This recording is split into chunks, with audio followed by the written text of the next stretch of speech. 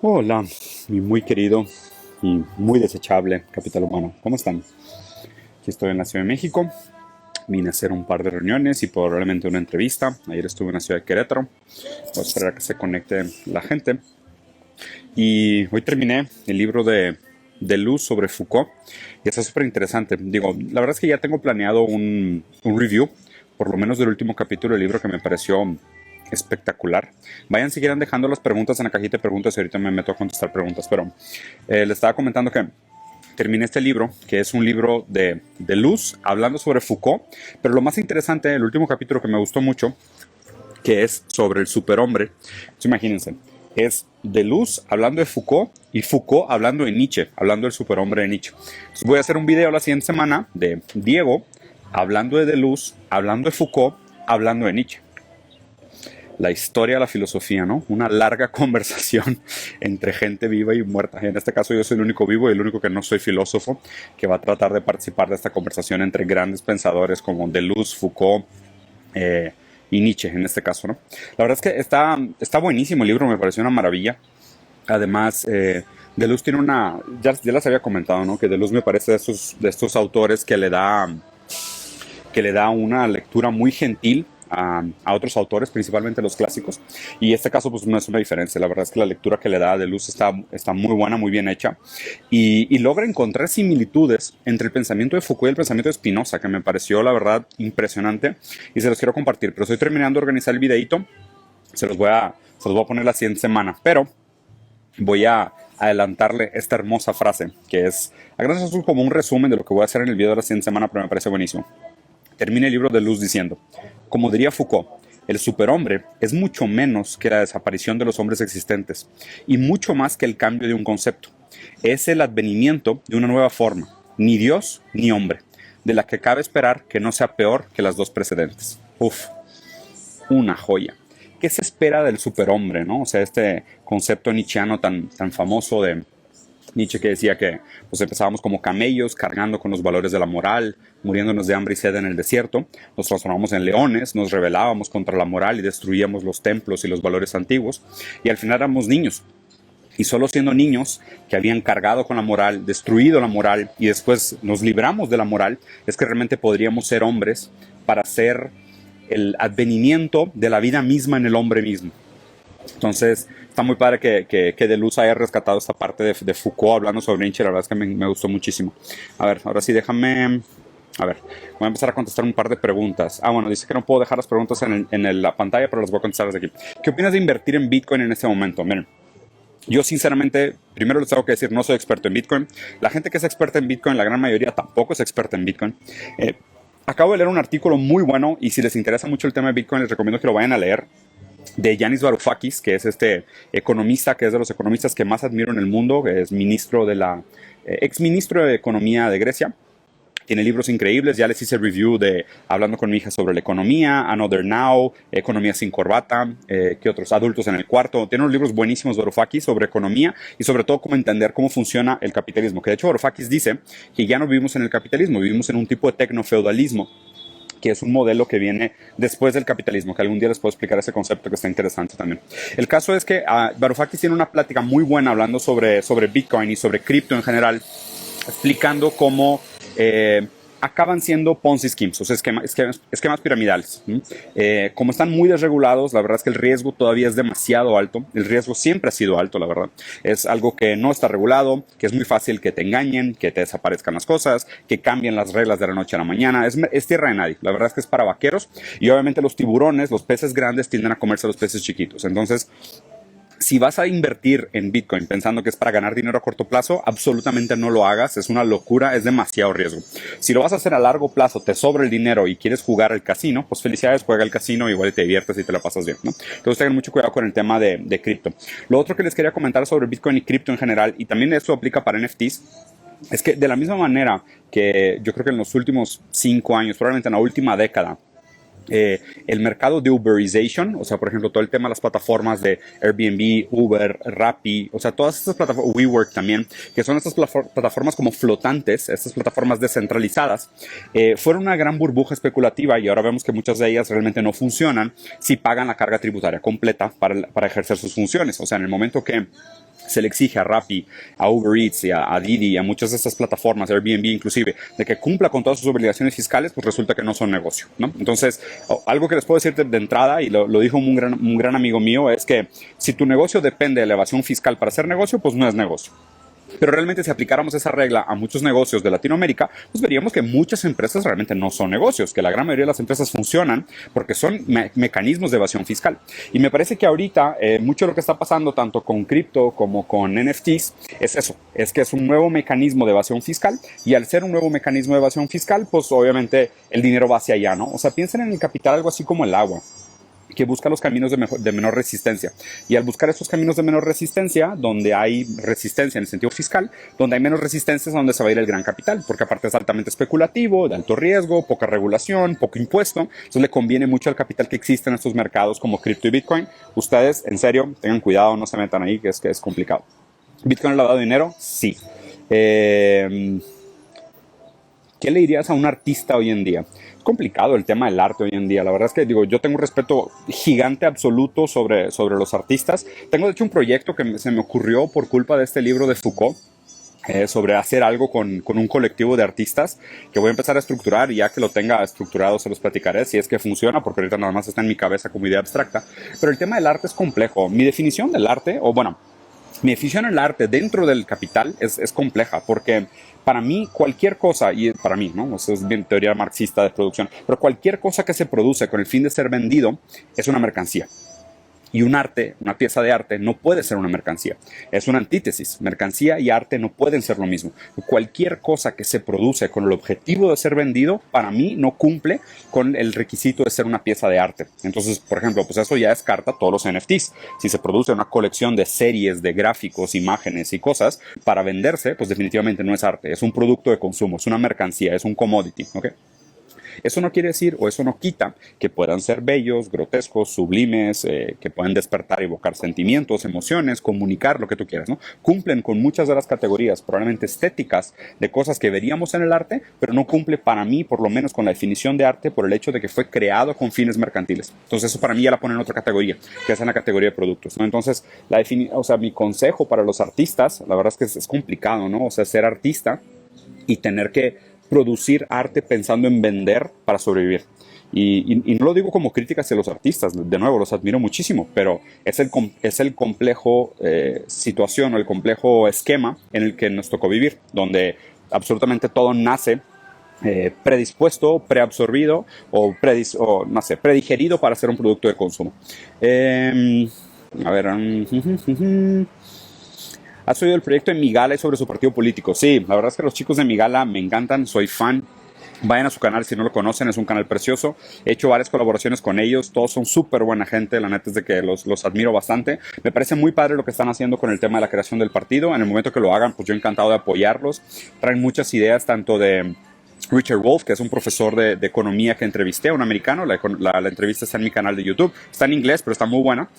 Tiene muchos rasgos sobre el ecocomunismo, anarcosindicalismo, tiene muchas ideas muy, muy vanguardistas, y la verdad es que traen intenciones muy padres sobre el tema. Entonces sí, si no conocen a los chavos de Migala, vayan a verlos, la verdad es que vale la pena todo lo que hacen, y apoyo muy bien cabrón el partido Migala. A ver, otra cosa. ¿Cuándo darás una conferencia donde puedas hablar de diferentes temas? Ese es buen punto. La verdad es que todos los últimos 2 años que estuve haciendo contenido para redes sociales, la mayoría de mis conferencias fueron sobre pensamiento crítico, que es, digo, si no entienden realmente el significado o a qué me refiero cuando digo pensamiento crítico, también hay un video en mi canal de YouTube que habla sobre la definición de crítica según Kant, y es gran parte de la fundación de la escuela de la teoría crítica, la Escuela de Frankfurt, que es algo que me voy a estar dedicando pesado este año. Inclusive ya me inscribí en un postdiplomado que les voy a estar platicando lo que voy a hacer. Pero vayan a ver este video. Este video explica bien lo que es teoría crítica, que es gran parte de lo que hice los últimos 2 años, ¿no? Como promover un poco el pensamiento, que la gente se cuestionara, ¿no?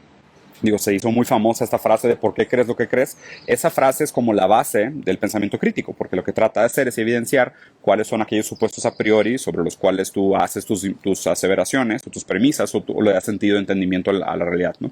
Entonces, Eso fue lo que hice los últimos 2 años, mis conferencias fueron sobre eso. Este año me estoy replanteando una serie de cosas. Hay un par de temas que quiero seguir trabajando definitivamente. Pensamiento crítico lo voy a seguir haciendo. Filosofía es mi pasión. La verdad es que lo hago porque no puedo dejar de hacerlo. Me gusta muchísimo. Tengo un proyecto interesante con Ernesto Castro y también de alguna manera Santiago Armesilla, que ya les comentaré. Queremos hacer un círculo de pensadores iberoamericanos. Y de hecho también, pues digo, Santiago me lo comentó y no lo había pensado, pero en la posición en la que estoy, digo, por el tamaño del público, el tamaño que ha crecido los canales, las redes, el número de gente que está aquí en estas conversaciones, pues soy probablemente los mayores creadores de contenido de este tipo lusoparlantes, o sea que es tanto portugués como español, ¿no? Y el hecho de que sea brasileño pero vive en México crea una afinidad bien interesante, y la verdad es que son dos idiomas que son sumamente parecidos. Al parecer son los dos idiomas que tienen la mayor afinidad de hasta cerca de un 80%. Quiere decir que se eu falo com vocês em português, provavelmente vocês vão entender até 80% do que eu falo em português, mesmo se vocês não entendam a língua que eu estou falando. Entonces eso me pone en una situación interesante, no lo había pensado, pero es una parte buena de tratar de estructurar un diálogo, un discurso entre los diferentes países de Iberoamérica, pero también integrar a eso Portugal y Brasil, ¿no? Entonces ese es un proyecto que probablemente me voy a estar dedicando este año, ya les platicaré. A ver, ¿cómo evitas sobrepensar jugando videojuegos? La neta. O sea, sí, siendo brutalmente honesto con ustedes, es algo con lo que batallo bastante. De hecho, justo ayer estuve en Querétaro con un chavo que no conocía, Cristian, apenas lo conocí ayer, nos hicimos grandes amigos, es un buen tipo. Y Cristian me invitó a grabar 2 piezas de contenido con él. Una entrevista de 1 hora para su plataforma de certificaciones, tiene un tema de educación con el gobierno que está interesante. Entonces grabé 1 hora de conversación con él y después a la tarde él me invitó a su casa a grabar un podcast con él, o sea, una plática con él sobre algunas preguntas que él tenía sobre teología, porque de hecho tiene un background teológico bien interesante. Pero estuvimos todo el día juntos, o sea, él pasó por mí al aeropuerto del DF, manejamos de México hasta Querétaro, que fueron como 4 horas porque había mucho tráfico. Estuvimos todo el día juntos porque grabamos 2 podcasts, comimos juntos, luego me llevó a cenar y luego ya me llevó a mi hotel a dormir.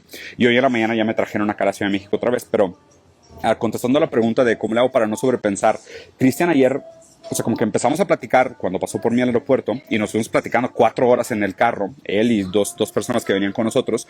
Y pues obviamente pues yo platico de filosofía todo el tiempo, o sea, no de filosofía todo el tiempo, pero batallo mucho en tener conversaciones en un sentido mundano y banal. O sea, como que yo siempre pregunto, bueno, pues, no sé, hablábamos de Dragon Ball Z y yo le decía lo mal padre que me parecía Goku y lo interesante que me parecía pensar la historia de Dragon Ball Z como una metáfora del rey mono, que es una mitología china que tiene mucho que ver con la jornada del héroe desde la versión oriental en comparación con la mitología occidental de la jornada del héroe tradicional, ¿no? Que es Luke Skywalker, en fin, las películas tradicionales de Disney y demás, ¿no? Y al final del día este chavo llega y me dijo, güey, o sea, estoy impresionado contigo. Me dijo, yo estaba seguro que eras un personaje. O sea, yo estaba seguro que era de que, bueno, pues Diego es un güey normal y de repente prende la cámara y saca el filósofo y se pone como a pensar mamadas y a decir cosas así complicadas. Y llegó y me dijo, estoy exhausto. O sea, me dijo, pasé 7 horas contigo y estoy exhausto. O sea, ya no puedo ni pensar de lo mucho que te he escuchado, de lo mucho que hemos platicado, de la cantidad de temas que hemos abordado. Y me dijo que estaba muy sorprendido, ¿no? Pero positivamente sorprendido. Él decía, o sea, o estás cabrón porque sostienes el personaje todo el día, o realmente no hay personaje, ¿no?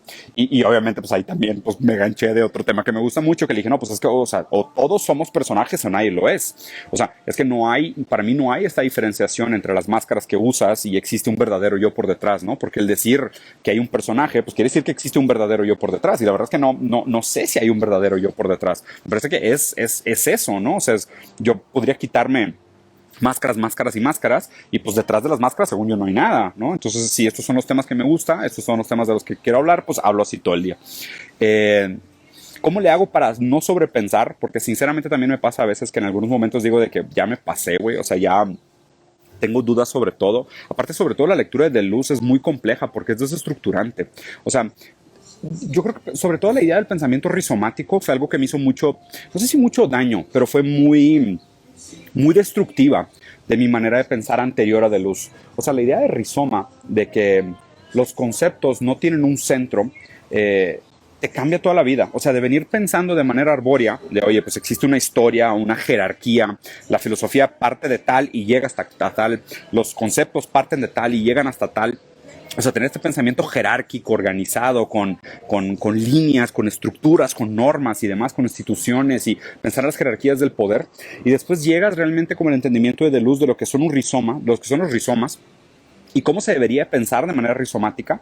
O sea, realmente el entender que los conceptos no tienen una centralidad, sino que crecen como hongos, como una red de hongos que no empieza y no termina en ningún lugar, sino que todas sus partes pueden ser el centro o pueden ser su límite. Todas las partes pueden ser un punto de conexión con otros sistemas rizomáticos. Ahora, cada vez que pienso en una palabra o en un concepto o en un sistema o en una problemática y tengo esta aproximación sistemática de Luciana, rizomática sobre el pensamiento de las cosas, es muy difícil.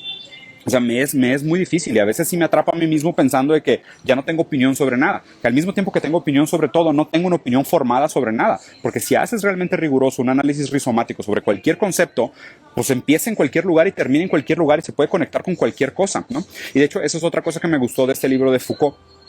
Porque Foucault le da un poco de orden al planteamiento de los esquemas rizomáticos de Deleuze. Como diciendo, sí, pero las formas surgen de las relaciones entre las fuerzas. Entonces, las relaciones entre las fuerzas, inclusive de los conceptos en un pensamiento rizomático, es lo que acaba determinando las formas de las cosas. Entonces, eso me ayudó a encontrar un poquito de paz. Pero para escaparme de sobrepensar, que es algo que definitivamente sí me afecta mucho, o juego videojuegos, o veo películas, o escucho música y me meto al agua, o sea, me meto a bañar, o a una tina, o a la regadera, o lo que sea, o a la alberca, pero son mis maneras como de escaparme, ¿no? O sea, o en el gimnasio también, la verdad es que en el gimnasio también nada más pongo música de fondo, o pongo un audiolibro y me desconecto un poco del mundo, pero la verdad es que sí sufro un poco de sobrepensamiento, ¿no? Que también es un tema un poco de obsesivo, como lo decía Freud, que, digo, y obviamente es una generalización de Freud, ¿no? Pero lo que decía que la histérica sufre del cuerpo y que el obsesivo sufre del pensamiento. Y pues yo como un buen obsesivo definitivamente sufro del pensamiento. A ver, vamos a ver qué más. ¿Cuánto tiempo nos queda antes de que acabe el mundo, guerra mundial, cambio climático, etcétera? La verdad es que no hay manera de saber estas cosas, ¿eh? O sea, son preguntas sumamente complejas. Yo creo que nadie sabe, nadie quiere saber, y si alguien supiera se volvería loco probablemente si tuviera ese tipo de respuestas como cuánto falta para el fin del mundo, para que empiece la siguiente guerra. A mí me parece que la tensión que existe ahorita entre Rusia y Estados Unidos, la verdad es que sí es bastante problemática. Para mí revela de alguna manera algo que les había comentado antes, ¿no? Que es no sabemos cómo va a ser Estados Unidos como perdedor. O sea, no sabemos cómo va a ser Estados Unidos como el número 2 del mundo. Entendemos muy bien cómo funciona Estados Unidos como el número 1 del mundo, como la policía del mundo, guiando, dando órdenes, oprimiendo, haciendo golpes de Estado y demás, pero no sabemos cómo va a ser el segundo lugar del mundo. Y ahora que China definitivamente ya sobrepasó a Estados Unidos, no hay manera de frenarlos. Estamos viendo a Estados Unidos en su peor acto reaccionario, ¿no? Santiago Armesillas también, que si no lo conocen, en serio, vayan a seguir, es un genio el tipo. Santiago Armesilla dijo un comentario que me gustó mucho, que era, como Estados Unidos no se puede meter directamente con China, se va contra el aliado de China y su segundo peor enemigo, que es el bloque eslavo, ¿no? O sea, es toda la situación geopolítica de región eslava, ¿no? Como ya derrotaron en un sentido tanto político como moral, pero también material a Latinoamérica, pues Estados Unidos ya nos minó, nos sacó todo lo que nos podía sacar, nos dejó en la miseria en muchos sentidos, o sea, nos sacó provecho a más no poder. Obviamente, al hacer esto de una manera pues bastante insustentable y sin invertir en el desarrollo como debería y probablemente sin la estrategia adecuada, y a fin de cuentas me parece también que es insustentable el imperialismo de cualquier manera. En el Inter, pues China desarrolló su propio método de crecimiento, que fue a través de la superindustrialización y la instrumentalización del capitalismo en nombre de valores marxistas, el hecho de invitar una serie de empresas a participar del libre comercio en China con mano de obra barata, pero apropiarse del capital intelectual y capacitar a los trabajadores y usar ese beneficio generado por la explotación capitalista para levantar la base de la pirámide, que para mí eso es un poco el pensamiento chino, que es la instrumentalización del libre mercado en nombre de la persecución de los valores marxistas. O sea, eso es como la conciliación de las dos cosas, ¿no? Pero Estados Unidos, al ver esto y al darse cuenta que pues, realmente China ya lo sobrepasó en casi todos los sentidos económicos y de poder geopolítico, pues ya ahora tiene que hacer algo al respecto, ¿no? Y me parece que la tensión de Rusia, la situación específica de Ucrania, el lugar geográfico de Ucrania, que es muy complejo, es lo que detona toda esta área, ¿no? Pero para mí esto lo que revela es eso. Es cómo va a ser Estados Unidos como segundo lugar y cómo van a ser las futuras guerras frías, y esperemos que se queden frías, o guerras digitales, para la relación entre Estados Unidos como perdedor, ¿no? Estados Unidos como gran perdedor. ¿El cientificismo es la solución a nuestros problemas? Híjole, no. No, y ¿sabes qué? Que se me hace que esta es una muy buena pregunta para responder con el siguiente video que quiero hacer sobre Deleuze. Porque el, acuérdense que sin filosofía no hay ciencia, ¿ok? O sea, inclusive, o sea, y no es desmeditando ninguna de las dos. O sea, la gente que realmente entiende tanto el concepto de filosofía como el concepto de ciencia, entiende que esto no es para nada ni un insulto, ni una agresión, ni nada. Pero sin filosofía no hay ciencia, porque inclusive aquellos conceptos que se usan en la ciencia necesitan una base epistemológica filosófica para su propia aplicación, validación, el ejercimiento de sus límites, las categorías sobre las que se trabaja. ¿Cómo podemos saber qué podemos saber? O sea, que son preguntas fundamentalmente filosóficas que están implícitas en la ciencia.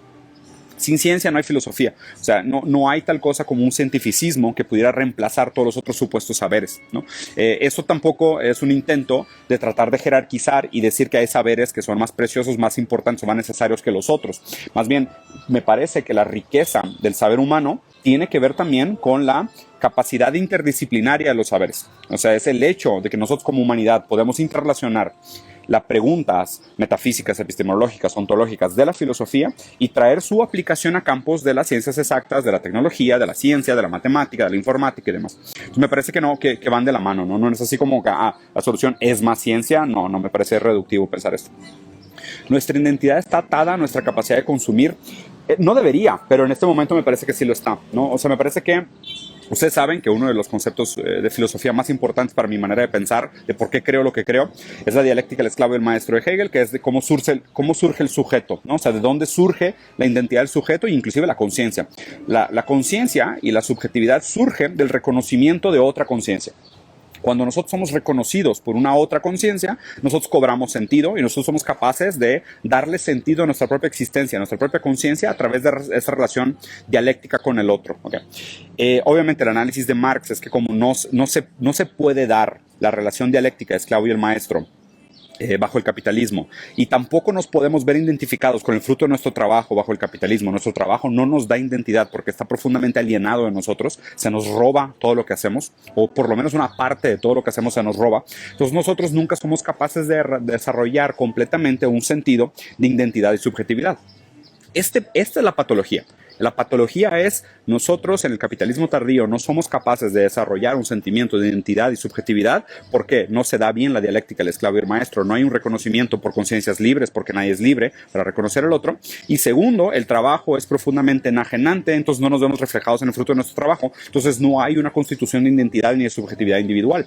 Por ende, lo que hacemos es pues, tratar de encontrarnos en todo. O sea, tratar de construir una identidad con todo lo que hacemos. Y el consumo lo que nos ofrece todo el tiempo es eso, un consumo identitario. Es como el capitalismo es muy bueno encontrando nuestras faltas y señalando nuestras faltas. Y obviamente una falta colectiva que tenemos en este momento es esta, es la falta de identidad. Entonces todo lo que se te ofrece como venta del capital, en un sentido te constituye identitariamente, ¿no? Entonces por eso también hay que ser muy cuidadosos con todos estos discursos identitarios de oye, pues hay que hablar con diferentes pronombres y referirnos a ella y no sé, y dar identidad de género y todo lo que tú quieras, que de nuevo, entiendo el sufrimiento de esta gente y no es una crítica en contra de estas luchas, pero es un parche. O sea, entiendan que lo que se trataría de solucionar no soluciona el problema de raíz que lo provoca. Al hablar de todas estas causas progres de identidad de género, ¿sabes? Un lugar más digno para la gente que tiene otra identificación personal sexual o lo que tú quieras, otras preferencias, ellos creen de que, oye, pues felicidades, ya te estamos diciendo ella, pero sigues desempleado. O sea, ¿de qué sirve? ¿Me explico? O sea, no es como que, a menos de que venga acompañado de un cambio sistemático, estructural, estos cambios identitarios no llegan a nada.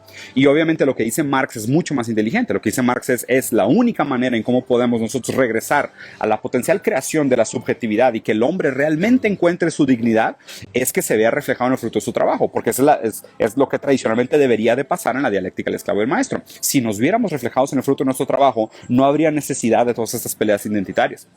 Y cómo nos podemos ver reflejados en el fruto de nuestro trabajo y sentir orgullo en lo que hacemos y no sentirnos menospreciados por el color de nuestras pieles, por nuestro nivel socioeconómico, por nuestro sexo, por nuestro género, por nuestras preferencias sexuales, pues que no hubiera la privacidad de los medios de producción. Si no hubiera esta profunda desigualdad de que unas personas heredan y son millonarias y no necesitan batallar en absolutamente nada y tienen todo listo, pues la gente podría escoger a qué dedicarse y sentir orgullo en lo que hacen, invariablemente, de que no tuvieran las dificultades de tener acceso a todos estos empleos de los cuales se sienten rechazados hoy en día, ¿no? Entonces, para mí va por ahí un poquito el tema. Me parece un tema realmente muy sensible, porque la verdad es que la gente se lo tiende a tomar bastante mal, pero yo creo que va por ahí, ¿no? No nos clavemos tanto en resolver los síntomas, sino vayamos a entender cuáles son las causas patológicas que provocan todas estas desestabilizaciones, todos estos sentimientos de discordia, malestar y demás. Pero bueno, capítulo humano, la verdad es que no quería platicar tanto tiempo con ustedes. Ya llegó mi agüita. Es viernes, es hora de irnos al hermoso estado, un estado en México que es mi estado favorito de la República, el hermoso estado de ebriedad. Espero verlos por allá. Pórtense bien, lleven protección, no manejen, sean responsables. Es un bonito estado a ser visitado, pero tiene que ser visitado con integridad y responsabilidad para no llegar con vergüenza al futuro.